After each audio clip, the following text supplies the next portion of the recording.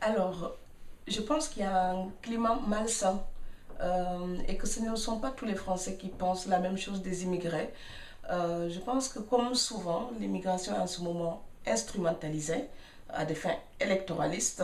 Il ne faut pas être dupe du tout de ce jeu politique mis en place depuis l'été. Les Roms, ça c'est une affaire européenne, par exemple, mais ça touche directement aussi tous les étrangers qui viennent ici. Ça donne un climat malsain, une ambiance générale qui se détériore pour les immigrés.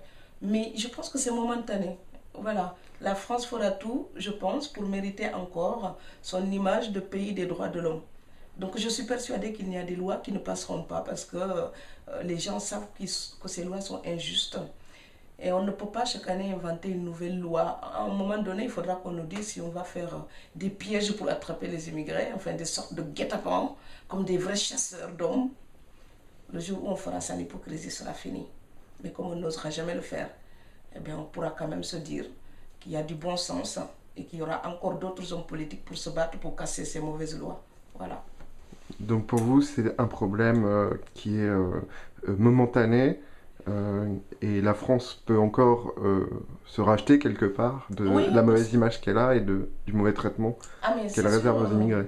Mais la France se fait une mauvaise image quand on donne l'impression de s'attaquer aux plus faibles, aux plus fragiles, aux minorités. La France, elle a bâti sa réputation justement en défendant des droits de l'homme et les opprimés où qu'ils se trouvent.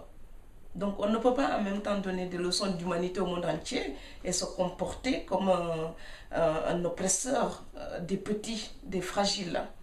Cette contradiction-là, je suis persuadée que tôt ou tard, il y a des Français qui vont se lever contre ça. Eh bien, il faut faire confiance au génie français, comme disait Montesquieu. Et le génie de ce peuple, comme le disait toujours le même Montesquieu, c'est d'avoir su faire une synthèse de toutes les cultures du monde qui se croisaient ici. Et je pense que si les Français se souviennent de leur histoire, ils se souviennent aussi tout ce qu'ils doivent à ceux qui sont venus d'ailleurs. Voilà. La nécessité du bouc émissaire, c'est momentané. Mais la nécessité de construire une nation viable et pérenne, ça c'est définitif. Et les vrais Français qui ont des valeurs fondamentales humanistes à défendre, je pense qu'ils se soulèveront toujours pour revendiquer cette France-là. Moi, c'est cet espoir-là qui me permet de rester encore ici.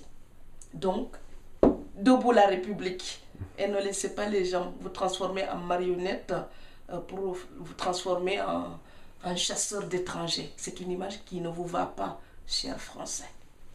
Voilà. Merci Fatou Dia. Merci beaucoup.